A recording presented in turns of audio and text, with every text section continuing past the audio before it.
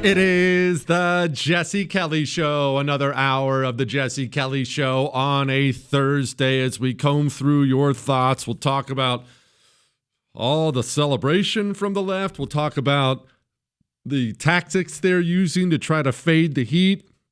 All that and so much more still to come. Of course, a half hour from now, we're going to do our crappiest country in the world tournament. We have a barn burner of a matchup tonight. India versus Pakistan.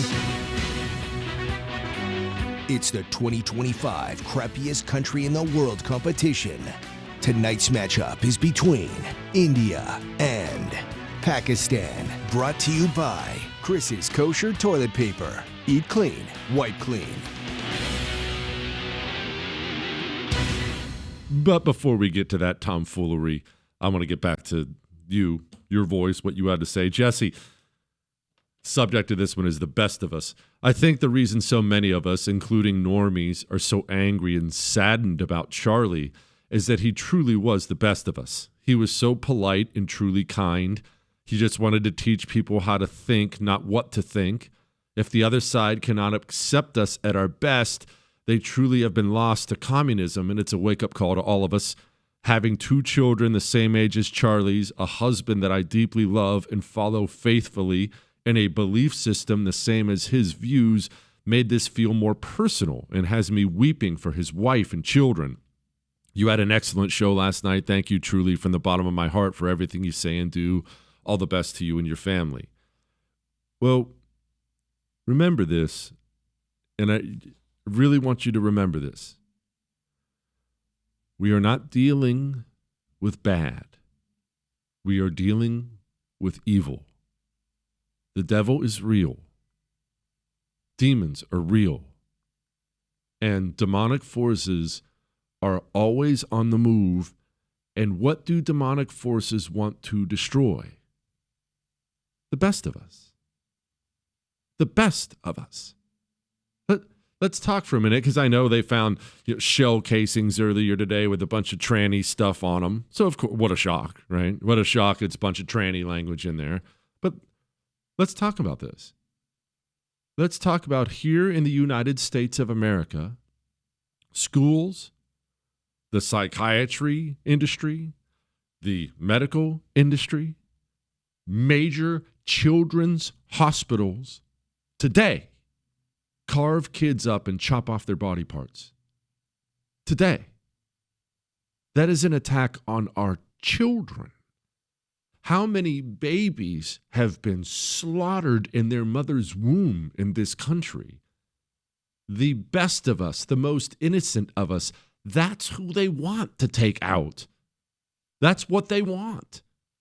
Because that's what the devil wants. The devil wants your children. He wants your children because they are innocent, because they are wonderful. That's what they go for. That's why communists do what they do. Communism is of the devil. You have to understand we are dealing with demonic forces here. Remember that tranny monster that just shot up that Catholic school in Minneapolis?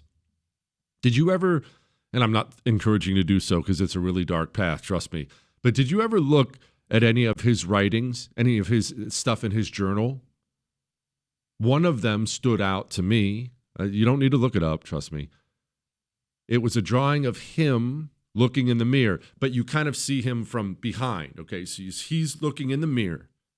You see his body, the back of his head, and he's looking in the mirror, but the reflection back is a demon. A demon. He draws a demon on there. This is not to frighten you. It's not. And when we discuss this stuff, it can get frightening, right? Oh my gosh, demons and devil and stuff like that. It's not to frighten you. It is, however, to wake you up. There is a spiritual war going on in this country, and communists are the agent of the devil. And that's why they go after the best of us. A 31-year-old young man who he's not like me at all. He's nice. Treated everybody, even the campus people who would yell at him. There's a video, maybe you've seen it. There's a video out there of some vile little communist on campus running up to Charlie Kirk and grabbing his hat and yanking it off his head. You know what he did? Invited her back over to talk. Hey, why don't we have a conversation? If you grab my hat off my head, I'd chop your freaking hands off. That's why they went after him. It is what it is. Jesse, I'm 16 years old in Cali. I love listening to your show. I know you're going to talk about Charlie a lot today. I wanted to tell you something. Please stay safe. I already lost one man I looked up to. I don't want to lose another. I've had more of these emails from you, more text messages from everybody under the sun saying that to me. I told you I hung out with one of my buddies, a neighbor. He hugged me last night and cried because he was so worried about my safety, so worried about it. And I understand what you're saying, and I appreciate that. I do. But I am not going to leave this earth 1 second before God is ready to call me home. Not 1 second. I don't care how many of these communists want to murder me. I have had people try to kill me several times before, and I'm still standing here. I am not going to die unless God is done with me here in this life. Do not live in fear for me. And you know what? Charlie's in heaven right now. The anguish we feel is for his wife, his children, but he would tell you that too. If he was still alive, he would tell you that. I know it's easy to be afraid right now. And it's fine if you are afraid. It's fine to have, we just watched somebody be assassinated yesterday. It's fine to be afraid. It's understandable. It's human. Do not let it overcome you. Do not let it take over. We are winning. Please understand, part of the reason they are killing, as I mentioned last night, part of the reason they are lashing out and killing now is because they feel like they're losing. They feel as if all their power, all their institutional power is being ripped away from them. And by the way, on that subject, on institutional power, this is it's an article from Not the Bee, which I love. Here is a roundup of teachers, social workers, firefighters, city councilors, and doctors who are happy that Charlie Kirk was assassinated. I know you've seen the endless celebration, or at least heard endless celebration from Democrats who are cheering on the fact that he's dead. Of course, that's terrible. It's terrible. It's ugly. I hate it. You hate it. I got all that. Let's move past that because there's something wonderful about it. Wonderful about it. They're getting fired today. You know the Tet Offensive in Vietnam? It was, seen as this huge success for the Vietnamese, for the NVA, but it was actually a terrible, terrible mistake that really crushed them. Do you know why? Because they spent all this time, all this effort getting supplies and stuff down south through the Ho Chi Minh Trail, getting supplies down south, and then the Viet Cong down south. The plan was to rise up on the Tet Offensive and then really take out Americans and take back the South. And that was the plan. Well, they rose up, but then they lost, and their entire infrastructure, the Viet Cong infrastructure in the South, was essentially wiped out. Their whole leadership structure was wiped out because they rose up and exposed themselves. They'd been in hiding. He was just a school teacher. But now they exposed themselves and they're gone. How many vile communist scumbags, from the Secret Service to teachers to firemen to everywhere else, are getting fired today because in the wake of seeing Charlie Kirk murdered, their demonic nature overtook them. They ran to social media, cheered it on, and now they're losing their jobs. The death of Charlie Kirk, it is prompting a purge of communists from the public square. Very clearly, we have an institutional problem in government. Surprise, surprise. You can't even imagine how many teachers are out there saying stuff like this, teachers and professors and all these other people at the Department of Defense. But, of course, that's bad. It's a bad thing. But just like the Viet Cong during the Tet Offensive, they've all exposed themselves and they're losing their jobs. There are good things that come from horrible things. All right? Good things can come from horrible things. Remember that.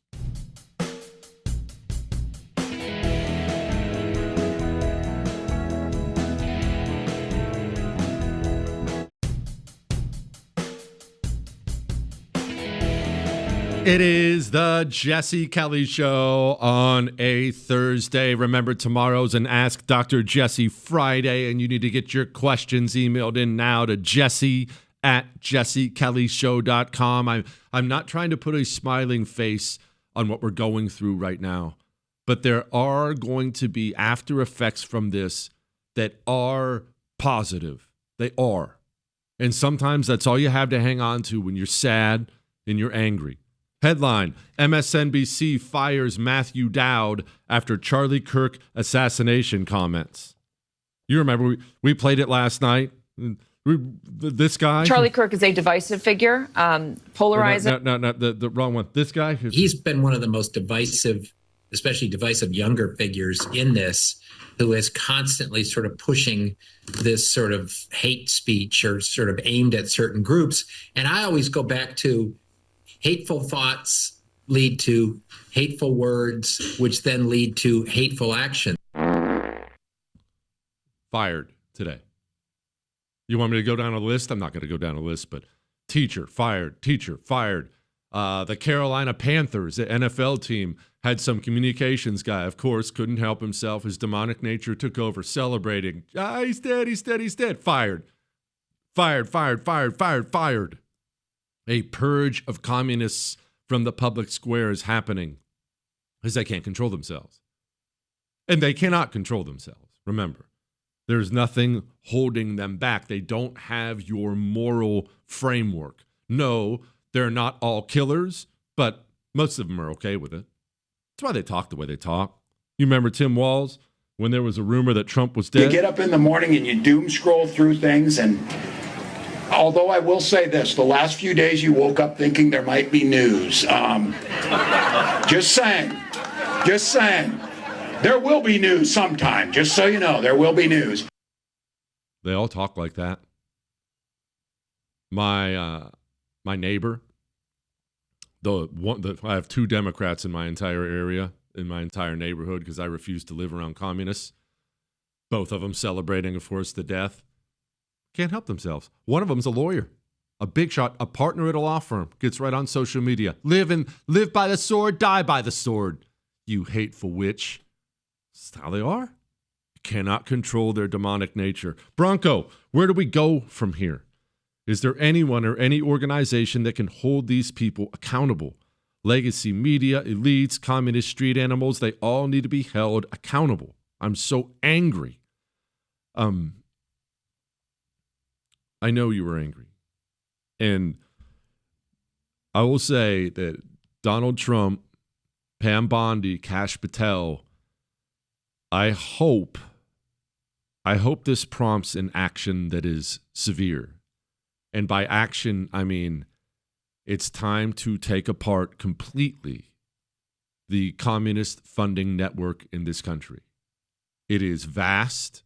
It has been allowed to exist for a very, very long time. Huge portions of it are illegal, and it should be taken apart by the Department of Justice and FBI, ripped out by the roots. And they have to get on it, and they have to get on it now. I am a little hopeful after listening to this from Trump that they know that and they're on it. For years, those on the radical left have compared wonderful Americans like Charlie to Nazis and the world's worst mass murderers and criminals. This kind of rhetoric is directly responsible for the terrorism that we're seeing in our country today, and it must stop right now. My administration will find each and every one of those who contributed to this atrocity and to other political violence, including the organizations that fund it and support it, as well as those who go after our judges, law enforcement officials, and everyone else who brings order to our country. Radical left political violence has hurt too many innocent people and taken too many lives. Tonight, I ask all Americans to commit themselves to the American values for which Charlie Kirk lived and died, the values of free speech, citizenship, the rule of law, and the patriotic devotion and love of God. They have to take apart the network. This communist network has been going on forever. Look, we know George Soros, but it's way more than just him. But let's just talk about him because that's the name everybody knows. How in the world have Republicans allowed a foreign-born billionaire to pour billions of dollars into the project of destroying America without ever handling the problem? That's bonkers. No other society in history would allow a rich foreigner to pour money into their country to rip it up and just allow him to just go on and continue doing it. Every other powerful country would have handled that problem. We allow this to happen, and oftentimes they're foreigners. We allow them to purposely attack our country, and we play dumb. We don't have to play dumb. Most of these people announce it. They brag about what they're doing and why they're doing it. It's not like George Soros hides under a rock. He's happy to print articles about it. He's happy to announce what he's doing and why he's doing it. And this stuff has just been allowed to go on forever. If we don't start taking apart this network like the organized crime network it is, then we can't get it done. Right now, we have the White House. We have the DOJ. We allegedly have the FBI. Let's take it apart. It's got to be way more than one shooter. It's got to be the organization behind it. That's the most important thing. All right. We're pausing on this for a second. We're taking a break ski. We're going to figure out which country's crappier, India or Pakistan. Next.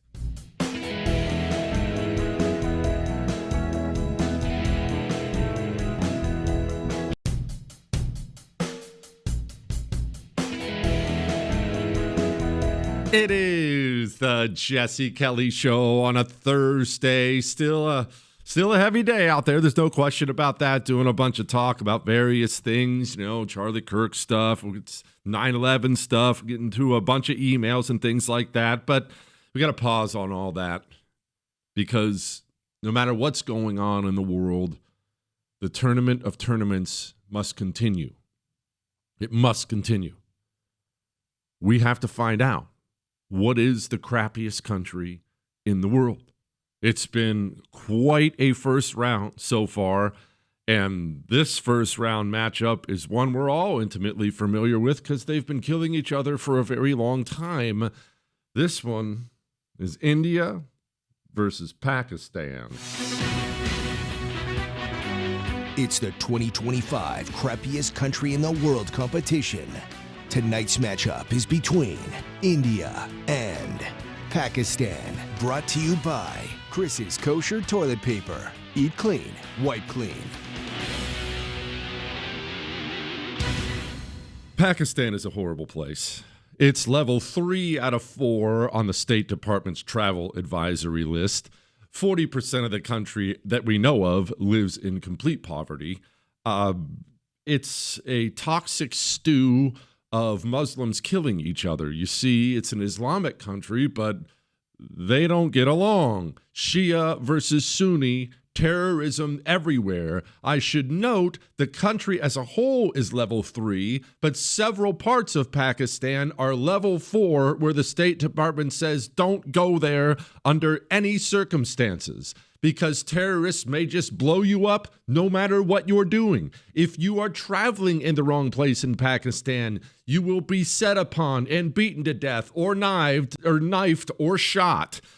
You're not allowed to protest there. There are not really human rights to speak of. In fact, if you get too close to a protest, the police will likely arrest you, pull your fingernails out, and may or may not kill you before they send you back home. Their elections aren't free or fair. Their elections are routinely challenged, and everybody thinks everyone else is stealing them, and they'll kill you over it. If we have to give them one kind of an attaboy, at least they kill journalists too. I'm kidding. That's not a good thing. But yes, journalists die over there.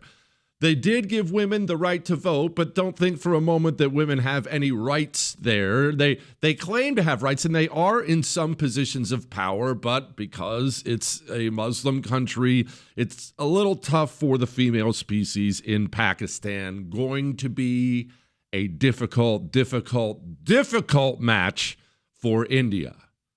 But let's talk about India. My word, there's a lot of rape. There are articles stacked on top of each other about the rape epidemic in India. Tourists get raped all the time. Wives are routinely raped by their husbands in India.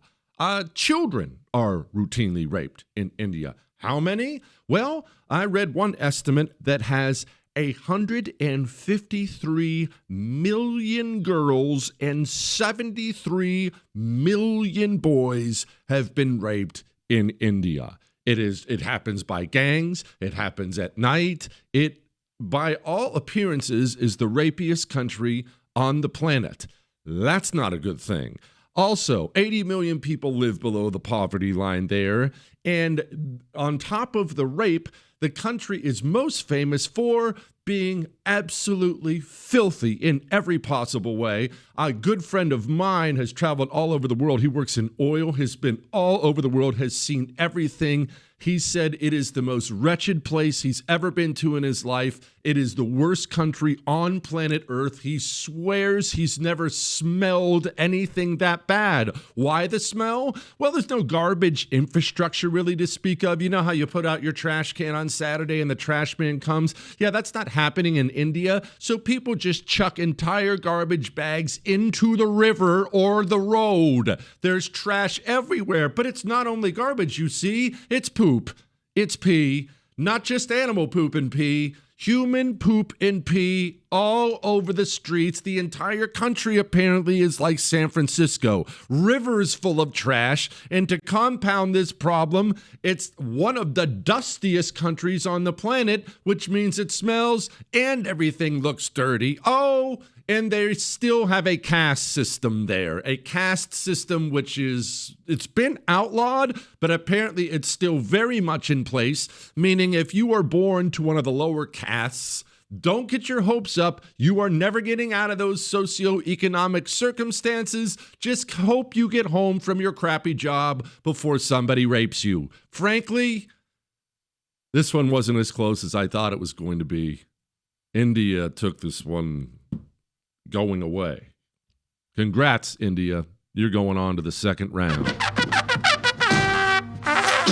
I need to remind you, tomorrow we are not doing this. On Fridays, we won't do it. We're just going to stick with Ask Dr. Jesse on Fridays. The tournament continues on Monday, and it's another, you can vote right now, Chris. You can vote right now on the show's Twitter page, at Jesse Kelly Show. It's another all-Africa matchup, Niger and Somalia. That'll be interesting. All right, let's get back to our regularly scheduled programming now that we hashed that out. And I wanted to point something out, something you've already noticed, I'm sure, but I wanted to point out what the communist tactic is for today. Communists understand they're always doing something awful.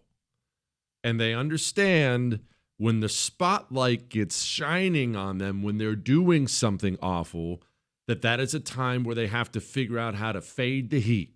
How do I do that? If you're a Democrat today and you wake up and you realize another one of your pets murdered somebody, the whole world's glaring at you. Not just looking at you, glaring at you. Everybody knows it. So what do? Well, you can't deny the fact that you commit murder. You can't deny that another one of your pets murdered someone else. That won't work. So what do? You make it about everybody, both sides. It's everybody doing this. It's everyone. Chuck Schumer and Hakeem Jeffries. Remember, Chuck Schumer and Hakeem Jeffries repeatedly used the language that activates these assassins. Chuck Schumer will flat out tell the Supreme Court justices they're going to reap the whirlwind, and then an assassin flies and tries to murder them. Hakeem Jeffries, big shot Democrat in the House, talks about fighting in the streets all the time, over and over and over and over and over again. Well, one of their animals does something. This was them today. And coming together is what we ought to be doing, not pointing fingers of blame. This moment requires leadership that brings the American people together as opposed to trying to further divide us. Today it's, can't we come together? Hey, aren't we going to come together? Over and over and over again, they go to the TV and speak like this to their little demons. We might call this getting strike ready. I think of it as getting us strike ready or street ready. And part of that is understanding our own strength. And as we develop that strength, being able to assess our risk tolerance, because we know that risk tolerance increases as the severity of the situation increases and as our own understanding of what's happening increases. So, you know what she was saying there? Our risk tolerance. It has to increase if the situation's severe. What's she saying? She's saying go break the law, go hurt somebody. And after all, once you've gotten that message through, and then you tell someone this is the end of the world, this is Chris Murphy. Our only opportunity, our only chance to save our democracy is to fight fire with fire right now. So, yeah, do I bemoan the fact that, we're now blowing up norms? Yes, but literally for 2 seconds, because if you spend any more than that being sorry for the fact that the old world doesn't exist, then your democracy is gone. Like we're in a war right now to save this country, and so you have to be willing to do whatever is necessary in order to save the country. And their violent little pets act. Don't let them do the both sides thing. Don't let them do it. That's their fallback position. It's the only thing that can save them. Well, it is both sides. No.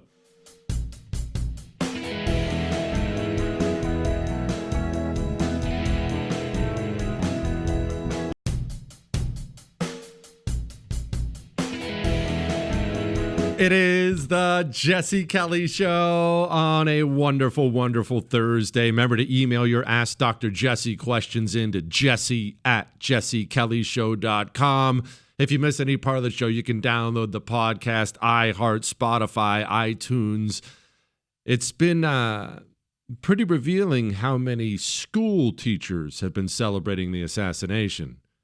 Pretty revealing on our education system, and why exactly communism has taken such a root in our country.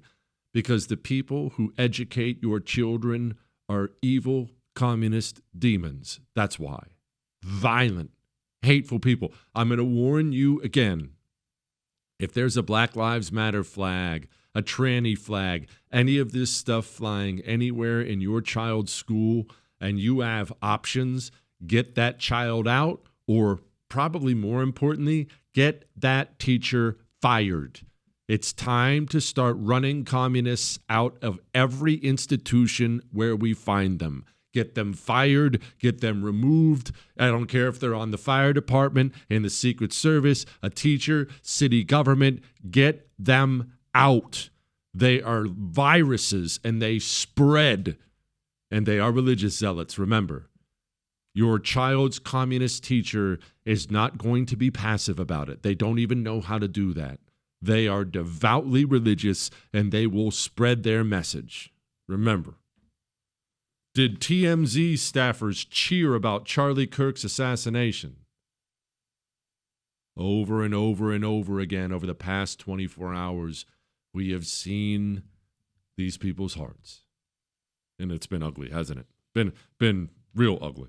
Nate Burleson at CBS Mornings, he thinks it's your fault. And as Tony mentioned, not everyone took to his words or his rhetoric.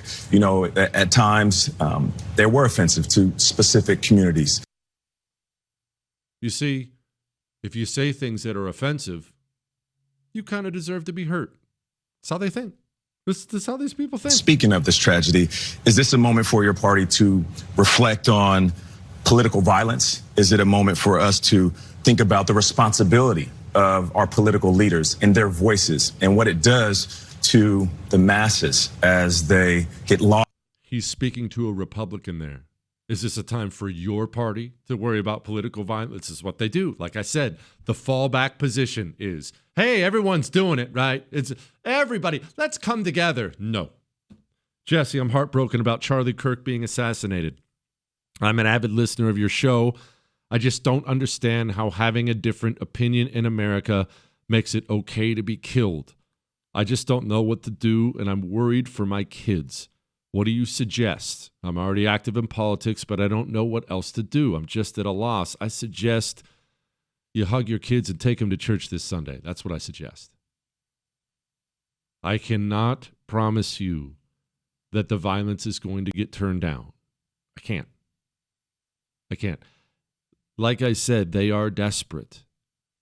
It's a real toxic stew of a mentally ill base, oftentimes drugged out, a mentally ill, drugged out base, combined with a Democrat's natural proclivity for violence. They're just more okay with it, even if they're not violent themselves.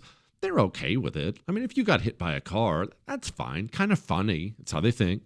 So, mentally ill base, a natural proclivity for violence, combined with the constant drumbeat of apocalyptic rhetoric that comes from the top. This kind of stuff. The MAGA Republicans don't just threaten our personal rights and economic security. They're a threat to our very democracy. He is a threat to the rule of law in America. To me, that's what this election is about. Not about policy differences. It's about what kind of country are we going to be. The rule of law in America will change in a way we haven't seen in our lifetime. Donald Trump and the MAGA Republicans represent an extremism that threatens the very foundations of our republic. Trump and the extreme MAGA Republicans quote a clear and present danger to our democracy. American democracy could end with the election of Donald Trump. Iowa, apparently short for, I don't want to live in a democracy anymore. And the man has he's declared open season on democracy. Democracy, our freedoms are what's on the line. Our democracy depends on you. It really does, folks. That's no joke. Respected conservatives, like Federal Circuit Court Judge Michael Ludwig, has called Trump and the extreme MAGA Republicans, quote, a clear and present danger to our democracy. Every generation has to defeat democracy's mortal foes. That democracy is more under assault today than including in the United States than any time in the recent past. Freedom and democracy are worth sacrificing for. The dehumanizing rhetoric of Adolf Hitler is once again alive and well on a national political stage. This time, of course, it's not hyperbole. That does very directly echo Adolf Hitler's language. The president thinks that there is an extremist threat to our democracy. The president has been clear as he can be on that particular piece when we talk about a democracy, when we talk about our freedoms. The way that he sees is the MAGA Republicans are the most energized part of the Republican Party. This is an extreme threat to our democracy, to our freedom, to our rights. Because this MAGA crowd is really the most extreme political organization that's existed in American history. He's able to use SEAL Team 6 to execute political opponents, and he says you can't arrest me for that. Donald Trump is acting like a Nazi, talking like a Nazi, and now posting like a Nazi. And by the way, out there, that hat that you keep wearing, that red hat that says Make America Great Again, that tells people that you go along with this. So you might as well just put a swastika on the hat. Kill his opposition, imprison his opposition, drive, journalists and others into exile, rule without any check or balance. That's what Trump really wants. So this is just a warning to you Trumpers. Be careful. Walk lightly. We ain't playing with you. And for those of you who are soldiers, you know how to do it. Do it right. Be in order. Make them pay. The mentally ill demons hear it, and they march forward. One more hour left. Hang on.